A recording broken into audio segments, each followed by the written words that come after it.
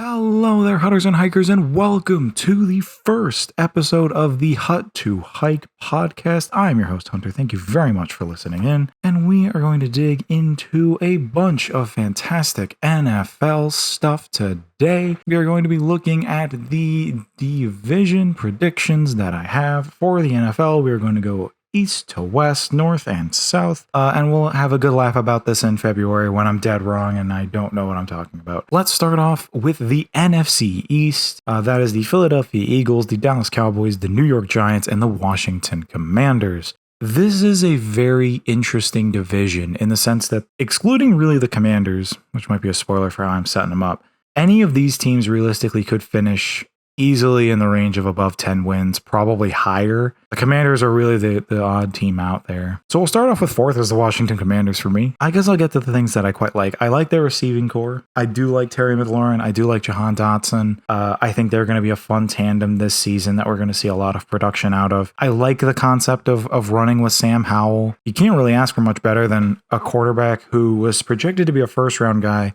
You somehow got in the fifth, and you're willing to let him just run an offense for a year. Just be like, oh, fuck it. Let's see what we got. If he's bad, we're going to have a high draft pick because he fucking sucked. So fuck it. Let's just roll the dice and see what we get. The running room, I quite like Antonio Gibson and Brian Robinson. I think that's going to be a tough and difficult running room to compete against or challenge. I mean, it's probably the weakest in the division still, even with the Eagles, but you could make an argument that they'll find their way. And I think with Howell, they'll definitely get a lot of production, just running the ball to give the heat off of Howell for a hot second. Outside of that, though, it's really just a shitty situation of we're in the hardest division, arguably, in the NFL. So the Commanders have a massive mountain to climb. But I could see a world where they can squeak into a playoff spot if a lot of things fall their way and certain teams decide to not do as well as they used to before. I'm looking at two higher than them in particular, but anything is possible. But for now, I'm going to take Washington in fourth place. Next up, I'm going to take a bit of a risk here. In third place in the NFC East, I am taking the Dallas Cowboys. I completely understand from Cowboys fans that might be a very cold take. And I completely understand why. Let me give you my reasoning and the things that I like first. I fucking love Micah Parsons. I believe that he is easily one of, if not the best defensive player, not just in the NFC East, but probably in the entire NFL. He could probably take his claim just because he can do anything you really want him to. You want him to get an interception? Sure, I'll go get that shit. Do you want him to defend the run? Cool, I can do that shit. Do you want me to go after the QB? Cool, I can do that. Do you want me to run pass coverage? I can do that. He's insane. If they had 11 Micah Parsons, I don't think anybody would be beating that Dallas defense, I'm being honest. I quite like their receiving core. I like CeeDee Lamb. I like Gallup. I like Cooks. It's a quality receiving room. I would argue probably the second best in the NFC East, even ahead of like McLaurin and Dotson. I like their running room as well. I do like Pollard. I like Deuce Vaughn. Let's get to the two things that I really don't like. Dak Prescott. No offense to Dak at all, because he's an NFL quarterback and I'm just a dipshit explaining my own opinions to the world. But Dak Prescott's a pretty bad quarterback. I think we can all safely agree. Or, well, he's not bad. He's the perfect mid-tier QB. You're not going to lose games because of his production, I don't believe, but you're not really going to be like, yeah, he really led the way for them in this game. I personally think that you're going to see a better production out of someone like Tony Pollard, CeeDee Lamb, even like Brandon Cooks, I think could realistically be like, oh yeah, those are the guys that you're going to see the production come from. I don't think that Dak is a limiting factor to their success, but I think that he can be a catalyst for mistakes, or he could be a reason why we'll see them struggle. The primary thing that I don't like from Dallas is Mike McCarthy. I could probably make an entire podcast talking about reasons why I don't think Mike McCarthy is as good of a head coach as people want him or believe him to be. I'll keep it short. When your play calling in the playoffs involves running the clock out on your offense when you could have had a shot, but you just did stupid shit, and then you blame the refs. Wasn't the refs' fault. Dallas fucked up. That's what it is. And then the next season, you decide to trot out there, and your running back is your center, ready to snap the ball with no offensive line protecting him. And you're going to tell me that head coach is still the modern marvel of coaching. I'm going to have a lot of trouble believing that. That's why I'm placing the Dallas Cowboys in third. I think they probably will still make the playoffs, but I just genuinely think that The number 2 team, which is going to be the New York Giants, are in a better position, generally speaking. The Giants are still rolling with Saquon, which I'm surprised by. I thought they would have to overpay to keep him. They didn't. They gave him a 1-year deal to stem the tides for a little bit and keep them rolling forward, which is fine by me. If you keep him around, you might be able to negotiate a contract with him that's more in your favor if that's how you feel about running backs in their contract situations. It's indifferent to me. I don't care. Just get in there and play. They're trusting in Daniel Jones. They've paid him the big bucks, which I don't believe in. I don't like Daniel Jones. I think he is on the same level as Dak Prescott in terms of like playmaking ability. But I do trust that Dabble will figure out how to make him work. I think that Dabble has a lot of it's really an interesting situation because I think Dabble and the general manager, whose name I'm blanking on right now, I'll probably put his name up on screen. He will definitely they will find a way to make this team productive, to bring them back to the playoffs properly, like keep them as like this team will be consistently making the playoffs. And they proved that they trusted in Daniel Jones. They went out and got Darren Waller. I believe we've seen improvements from his receiving core, even though it may not be big or boisterous. It's still improvements. They went in the draft and they picked up Jalen Hyatt, I think is a guy that could potentially become one of the top receivers for the Giants because really that room is wide open. If he wants to be the guy, he can go and be the guy. He's not going to have that much competition, I don't think, or at least not that much high level or difficult competition like he would at other teams in this division. And the defense and really, I think that this is just a young core that's improving finally. And with a competent head coach that's not Joe Judge, we're going to see the fruits of their drafting, which I feel like for the last 2 seasons has been incredibly smart, incredibly competent. They've been getting the pieces that they're like, we want this guy. We know we want this guy. We can develop this guy. Let's get them and move forward. I really do like what the Giants are building. And I think this is the year that we start to see them taking that step up from a team that can just skate into the playoffs and have a shot at it to a team that will definitely make the playoffs. And you should probably be worried going against. Finally, for the top spot, I firmly believe that the Philadelphia Eagles, and I think a lot of us would agree, are the best team in this NFC East. This is a difficult division. Like, don't get me wrong. This is one of the toughest divisions in the NFL, but they are stomping competition. Jalen Hurts got extended. You still have Jason Kelce, who stuck around for another season. Your receiving core is still as insane as it was. It's just 1 year in. They have more experience. They draft incredibly well. I mean, I don't even know what else to say. It's such a weird case where you go, yeah, this team just went to the Super Bowl. They drafted incredibly well. They had high picks because Howie Roseman is a wizard. I don't even know how to explain it. He just is a wizard. And the Eagles are one of the best teams, if not the best team in the NFC. They're the team to beat. And this is easily their division to lose. And I don't think they're going to fucking lose it because the Giants and the Cowboys are going to be screwing each other the whole season. And the Washington Commanders really don't hold that much of a fight to the Eagles. There are some concerns. Sure, that defense did get a bit weaker. To have the number 5 pick and be able to have arguably the best defensive player in Jalen Carter fall on your lap. He may have issues off the field. I think that that's something that you'll just iron out. He'll be like, yep, I'm invested in football. Let's get this ring. Let's do this. That team terrifies me. I have no other words to say other than that team terrifies me. If you're any team in the NFC, you should be fucking terrified. Now that we're done with the NFC East, we might as well head over to the AFC East. We'll start off in the bottom. At number 4, I'm going to be taking the New England Patriots. They've improved a little bit. I think that Belichick is getting a bit old. I just don't really trust what he has in town. I don't trust Mac. They still have Zappy. They still got Malik Cunningham, who I think Malik Cunningham could sneakily become one of their best pieces in the long term, but not now. Belichick will find those random guys that'll be incredibly valuable, and they'll be their best offensive weapons or what have you, but I'm not too keen to stick around and find out what Belichick's fate is outside of you are now the bottom feeder of this division. At number 3, I will be taking the Miami Dolphins. When you have 2 incredible wide receivers like Tyreek Hill and Jalen Waddle, you really don't need a run game. And with Tua Tagovailoa, he is really the scariest part of that team because if he goes down, this offense stops. It was heavily built with Tua in mind. And considering the fact that he is basically, a concussion away from probably being barred from any NFL action at all in the not too distant future, it sort of terrifies me, which is why they're so low in this divisional ranking.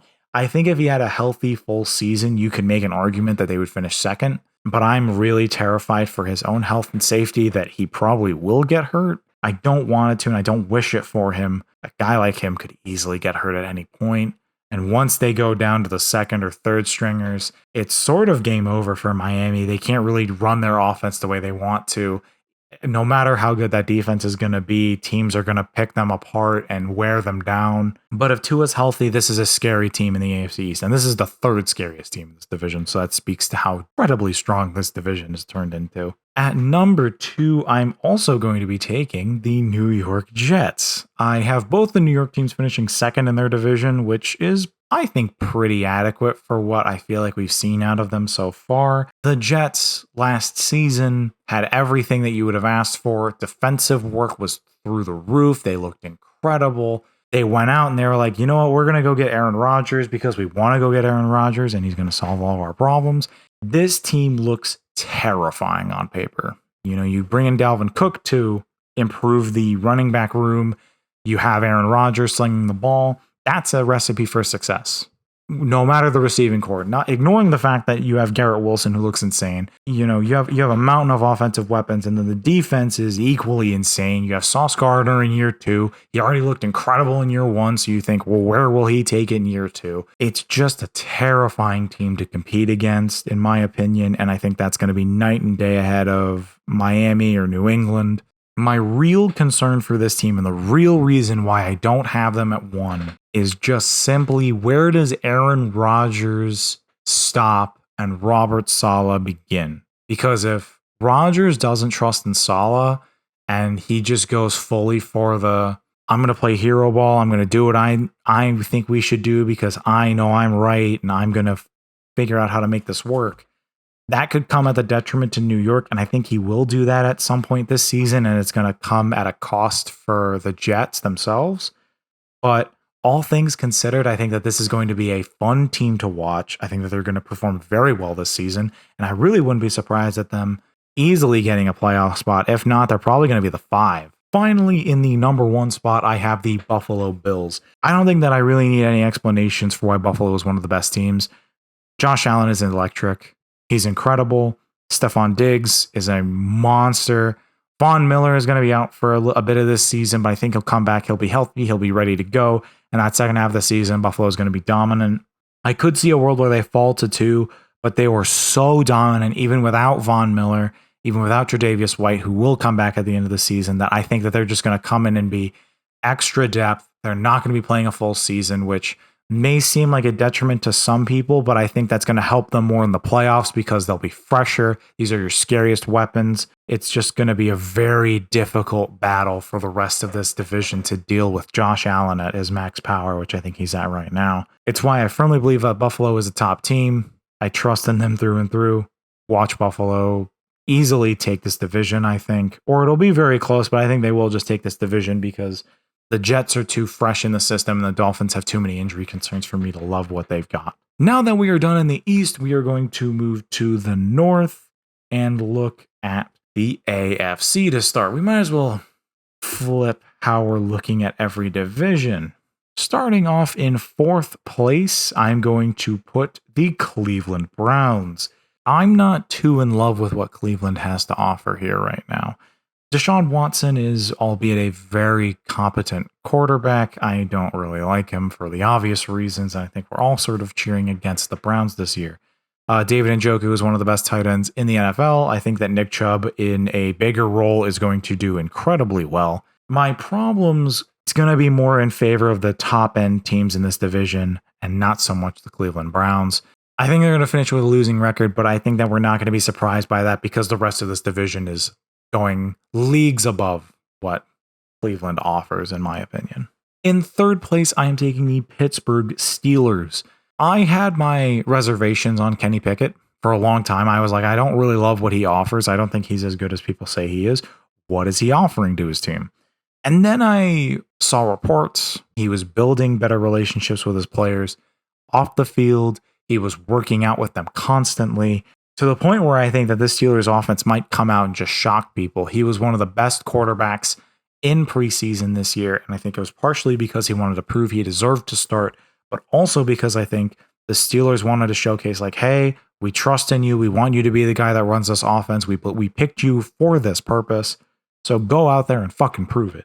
George Pickens looks improved and better. Darnell Washington, I really like as a pickup, but Pat Freiermuth is still obviously the tight end one. This is just incredible depth. Washington can do everything. He has a bit of injury concerns, which is not lovely. But this Steelers team looks ready offensively to compete. Defensively, if Watt goes down, this defense turns to garbage, which is why I have them so low.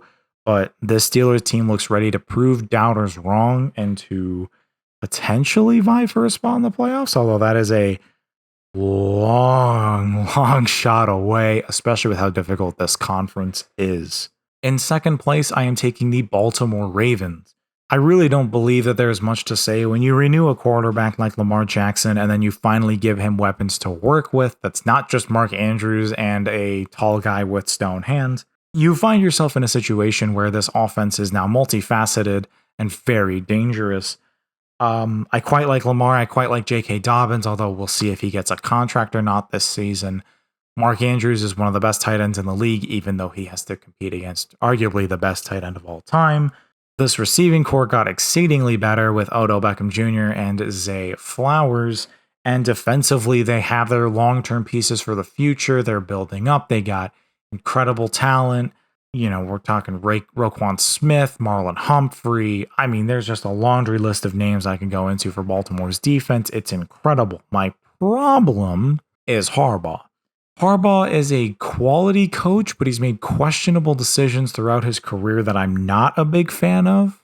They're not boneheaded. They're just kind of like, okay, that was a little weird, but you probably know what you're doing. I trust that you know what you're doing because you're competent enough to make it to the playoffs, I believe, but I genuinely believe that Baltimore finishes second here, which means that the first place team is the Cincinnati Bengals. As long as Joe Burrow is healthy, which he isn't right now, but he will be later on this season, Jamar Chase, T. Higgins is an incredible wide receiving room on their own. Add in Tyler Boyd. It's a recipe for success for me. Mixon is still a quality running back in the NFL. That Bengals defense is so underrated, but so very talented. It's a terrifying thing to have to deal with and play against. And for all those reasons, I think that the Bengals are just going to be the top team yet again. After the AFC North, we then head to the NFC North, where we have Minnesota, the Detroit Lions, the Green Bay Packers, and the Chicago Bears. In fourth place, the worst team in this division is the Chicago Bears. I love Justin Fields. I think that he is a very skilled and very competent quarterback. They've definitely built the offense around Justin Fields. They said, hey, we'll go get you your weapons. We'll get you your pieces. We'll get you an offensive lineman so that you're not running for your life. We'll get you a wide receiver that you like by trading our top pick away because we want you to have the weapons and whatever you need to be able to be successful. Outside of that, their defense is still terrible, which should come as a surprise to absolutely nobody. They made some improvements. They brought in some names, but this team is far from ready to take over the league or take over their division for that matter. As such, I firmly see that this team will just kind of flounder into the realm of middling, but not really vying for any playoff position. I could see them finishing somewhere in the realm of 7-10, maybe a little lower. They could easily float a little bit higher too if things fall their way, or you know, they win games because Fields finally has some weapons to work with. Regardless, I still see the Chicago Bears finishing last in this division. In third place, I'm going to be giving that to the Green Bay Packers. I love this team, which doesn't sound like it because I'm putting them third in this division, but it's true. Green Bay is primed for a very interesting year, in my opinion. Jordan Love's first year under center. He's had a long time behind Aaron Rodgers, and I think that's going to show itself early in this season. And then as the season progresses, we'll see what we're really seeing out of Jordan Love. The receiving core is very young, but very questionable. I love the Jaden Reed pick. Go Green. Defensively, they lost a lot of pieces, which is really the only detriment, but I think that they're building the team back up. They're sort of in like a partial rebuild or a little rebuild without realizing it, I think, which is why I have them so low in the divisions in this sense. but I do quite like what Green Bay is cooking right now. We'll just see what they actually have. We'll know more, I believe, halfway through the season, but for now, I'm trusting in Green Bay to finish third. In second place, and this might come as a shocker to some, I'm taking the Minnesota Vikings. I still think that Kirk is a quality quarterback. Justin Jefferson is the best wide receiver in the NFL. That's not an opinion, that's a fact. He's terrifying, scary, difficult to defend. I just don't really love how the roster's sort of evaporated before our eyes. A lot of big pieces left in free agency or retired. It just seems like this team was heavily wasted with Mike Zimmer, and now, you have this new coaching staff, and they're just gonna have to deal with a really rotated roster. They will still compete. I think this team could still squeak into the playoffs. I just don't think they win this division because I think a new challenger has approached, and that team is the Detroit Lions.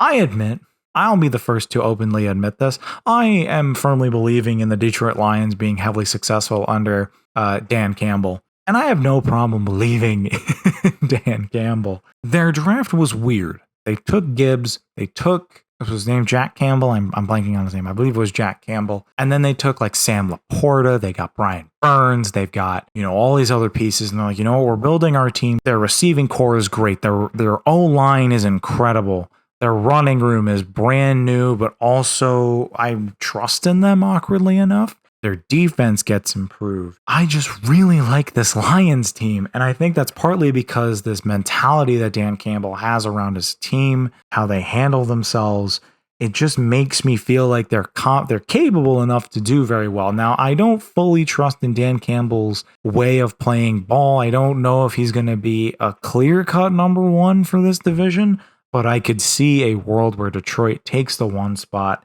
and they claim the NFC North as theirs. Now we will move down south. Starting off in the NFC South, we've got the Tampa Bay Buccaneers, the Carolina Panthers, the New Orleans Saints, and the Atlanta Falcons. In last place, I have the Carolina Panthers. When you have a new quarterback, 9 times out of 10, and Bryce Young might buck this trend, and I believe he could, but they're normally pretty bad. Pretty much every other team in their division, even Atlanta, has a quarterback that has had or gotten NFL experience in some capacity. This is a new team, a new mentality, a new offense, a new everything. You hope that Bryce Young is the answer for the future, and he very well could be. I believe in him. I wish nothing but the best for Bryce Young. His receiving core is a good mix of experienced with young guys, but also, what the fuck is Adam Thielen doing in town? I don't really know. Their running room is solid enough, but their offensive line leaves a lot to be desired. Defensively, they have great weapons, but how much can they bail you out? Are they still as talented as they were last year or even a couple of years ago? Is what we'll have to just see moving forward. Regardless, I still think that this team has a lot of difficulty in this division. This is one of the weakest divisions in the NFL, and I firmly believe that. I think Bryce Young is going to enter some rookie pains. He's not going to look as good as we thought he'd be, but moving forward, Carolina is going to be a very good team. To the third place team we go. That is going to be, in my opinion, the Atlanta Falcons. Drafting Bijan is a bold strategy. Right, because we haven't seen someone draft a running back that high, in my opinion, since we saw Ezekiel Elliott go to the Dallas Cowboys at 4 in, I believe, 2015, although I put up the year if I got it wrong. Bijan is basically going to be the focal point of this offense. It's going to be that escape or release valve for Ritter along Kyle Pitts and Drake London. That offense looks interesting. The O-line has good pieces like Lindstrom. I don't know if it's really where they want it to be right now, in my opinion. And defensively, they got a lot of good weapons. I really like Bates, but outside of that, there's a lot that also is really wanting to be desired in Atlanta. And I think that the other two teams in this division have better pieces. They're a well-built roster. And their coaching staff is not only a bit more experienced, but also just a bit more trustworthy in terms of success in the NFL. And as such, I'm going to take those two teams ahead of Atlanta. In second place, I will be taking the Tampa Bay Buccaneers. Now, I get this. I get that I'm going to be laughed at for this, right? Why am I saying that a team with Baker Mayfield and Kyle Trask, arguably the worst quarterback room in the NFL, will be finishing second in their respective division? Well, The Buccaneers have an incredible wide receiving room with Chris Godwin and Mike Evans. Mike Evans might leave at the end of this season. We don't know. That's still open to discussion. What it does is their incredible offensive line, which arguably is one of the best in the NFL, also having an incredible defense that's sort of middling, but has quality talent all throughout, including guys like Winfield Jr., White, Vita Vea, Sean Murphy-Bunting. They have quality all over this team. So to say that this is going to be a very bad team, in my opinion, is unrealistic. You're not looking at the rest of this team. Yes, Baker Mayfield is not great. And I think in a lot of people's opinions, he's one of the worst quarterbacks you could have running your team. The problem is Kyle Trask is probably worse. And so I think if you're a Tampa Bay fan, you're like, sure, let's run Baker out there. He looked good in week 18 for the Rams. We might as well run the risk and see how we fare. With that just leaves one team at the top of the totem pole. You're used to being the division winners, but they haven't been in a little while. That is the New Orleans Saints. I think that they vastly improved over their counterparts when they were able to change out Andy Dalton / Taysom Hill / Jameis Winston, whoever was going to be their QB1, for Derek Carr. Derek Carr is a competent quarterback in the NFL. He was consistently an all-pro, which may not mean a whole lot now, but I think that still holds a regard as, well, they know what they're doing. They're competent enough to lead an offense. Add in a guy like Olave, who is going to be one of the best receivers in the NFL, in my opinion, this season, and a defense that consistently finishes in the top 10 to 12. And I could very easily see a world where the New Orleans Saints find a way to win this division and take, in my opinion, the only playoff spot going in the NFC South.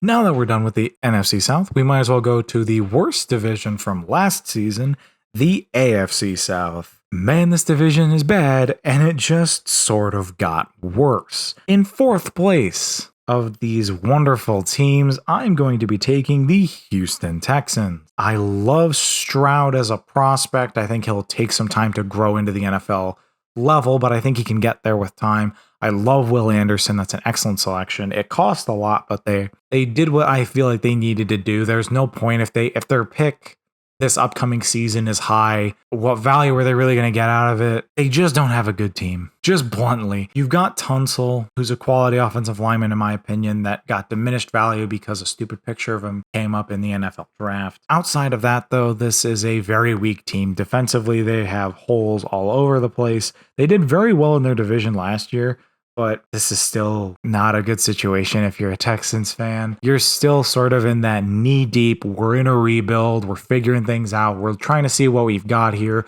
We like certain pieces, we don't love other pieces. It's really just going to be, let's let Stroud develop as the starting QB, let's let Anderson develop, let's see what we've got, and then let's just gauge for next year and sign in the talent that we'll need, or draft the talent that we'll need. Hopefully you can do both. In third place, I am taking the Indianapolis Colts. I would probably put them higher if Jonathan Taylor didn't have his massive contract disputes and difficulties. Because of those things and that entire situation, I don't really trust what the Colts offense is going to be this year. I really do like Anthony Richardson as a prospect. He has incredible athletic ability. If he's willing to learn and receive the learning from Shane Steichen as to how Jalen Hurts became so successful and integrate that into his own game, which I believe he can and I think he will, it's still going to take him at least 1 to 2 years to be that well in an NFL sense. He could find it early on, of course. I'm not saying that's impossible. I just don't believe that he will, especially when you have 3 wide receivers on your active roster. That's sort of a scary sight to behold because you kind of need receivers to do something. As such, this is just a weakly built roster with pieces that should perform better, but probably won't because of the situation that they're thrust into.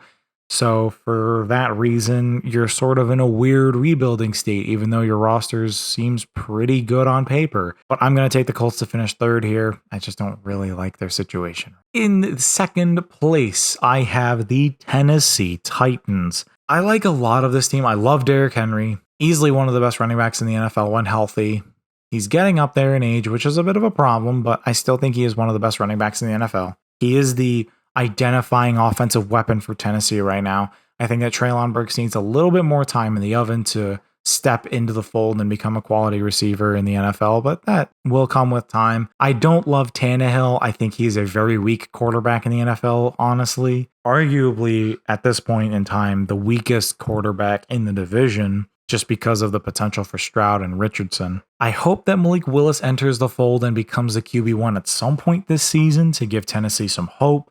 This is a very weak division, by the way, so it's just kind of a situation of which of these not great teams do I think is going to finish where? And I think that the Titans have the highest chance of success purely because of DeAndre Hopkins. Nuck being there just opens the door for Tennessee to be the second best team in this division. And the top dog, and the one that I think is going to perform the best by a country mile, is the Jacksonville Jaguars. Trevor Lawrence took a massive jump from year 1 to year 2, and I think from 2 to 3 is going to be a completely different monster. He did not develop as quickly as Joe Burrow did, which is fair. Joe Burrow stepped onto the scene, was incredible, and has done incredible things throughout his career. You now have Trevor Lawrence establishing himself as one of the best quarterbacks in the NFL, or will get to that level. When you have the amount of weapons that Jacksonville has gone and got for him, it's clear to see, for me at least, that you're ready to make a statement here. You're ready to say, hey, we trust in our guy, we're moving forward. I don't really love Balky's decisions on defense. I don't love all of his drafting decisions, but hey, they're the best team in the AFC South. Again, that's not saying much. That's kind of pathetic. Anything is possible under that Jacksonville sun. And for that sense, I'm saying that the Jags take the big playoff spot and win the division of the AFC South this season. And we have finally made it to the West. We'll start off in the AFC as we have normally. The AFC West contains the Kansas City Chiefs, the Los Angeles Chargers, the Las Vegas Raiders, and the Denver Broncos. Wow, this is a pretty cut and dry division. At number 4, I'm taking the Denver Broncos. Look, I think that if you're a person from Colorado, you might as well just cheer for the Colorado football team because I think that they'll be vastly more successful than the Denver Broncos. I want to say that Russell Wilson will get better. I don't think he will. I think that he's hit the twilight of his career. He's going to do enough to keep your team relatively competitive, but he's not going to be that spark that your offense is looking for. I think he's past his prime. Sean Payton is a quality head coach. I firmly believe that as well. But when you have a bunch of wide receiver injuries that just happen consistently and in a row, and it's like, where did all of these come from? There is no room for anything other than the bottom of your division, especially with how top heavy this division is. Even defensively, you got rid of some of your best weapons to just recoup some draft capital, and then you didn't really use it. So in those senses, I just think that Denver is going to finish last in a very, very tough division in the NFL. In third, I'm going to take the Las Vegas Raiders. It's insane to me that I am trusting Josh McDaniels over Sean Payton to perform this NFL season, but a lot of that has to do with the offensive situation. And I'm primarily looking at the offensive situation here because both of these teams have pretty similar offensive woes. Their starting quarterback is not that great, and the receiving core is very depleted. The key difference is that the Las Vegas Raiders have two of the best offensive weapons, arguably in this division, but realistically, it's probably closer to in the entire conference, in Davante Adams at wide receiver and Josh Jacobs at running back. With those two pieces, I really don't think that McDaniels can do anything too bad to fuck it up. There is a world where he could. I could definitely see him fucking it up and ruining it for everybody. But I think that they're going to finish it in third place. In second place, I am taking the Los Angeles Chargers. This is an important year for Brandon Staley, the head coach. If he performs poorly here, it's pretty much going to be his job on the line. Herbert looks really good. They drafted Quentin Johnston to enter the fold and become a new receiver for him alongside Mike Williams and Keenan Allen, who are getting a little up there in age and need new contracts, but that is what that is. Similarly, Austin Eckler, arguably one of the best running backs in the NFL, also needs a new contract. Their offense looks really good. I do think that Herbert has proved to be one of the best quarterbacks in the NFL. It's just going to be a case of where Staley's analytical mind fails him. Chargers defense isn't useless. It's just getting up there in age, and with a lot of injuries, it's a big question mark moving forward. But I think that they are firmly solidifying themselves as the second best team in the AFC West, just behind the number one team, the obvious choice, the Super Bowl winning Kansas City Chiefs. Patrick Mahomes is the best quarterback in the NFL now. It's firmly in his grasp. There is no question about it, in my opinion. The receiving core leaves a little to be desired, but he can make it work with anything. It's very rare when you can say that about a quarterback. It's extremely rare. We're used to it with a guy like Drew Brees and Tom Brady, but this is a different ballgame with Kansas City. You could literally run me out there and I'd look like an incredible wide receiver because Mahomes will find a way to add in arguably the best tight end of this generation in Travis Kelce, and well, the game's pretty much over. My only real concern for Kansas City is Chris Jones. Are they going to trade him away? Are they going to find a way to make his contract work? Those are big questions moving forward, but I have to take the Super Bowl winning team to win their division. It's not going to be a massive bit of Super Bowl hangover, in my opinion. They do have a little bit of it, but in a division as relatively easy as this one is, which I still believe it is, even for the Chiefs' sake, I have no reason not to put them anywhere else than number one. To the final division in the NFL, the NFC West. The San Francisco 49ers, Seattle Seahawks, Los Angeles Rams, and Arizona Cardinals. Starting off in fourth place, I am taking the Arizona Cardinals. Oh my goodness, they're not going to do that well this year.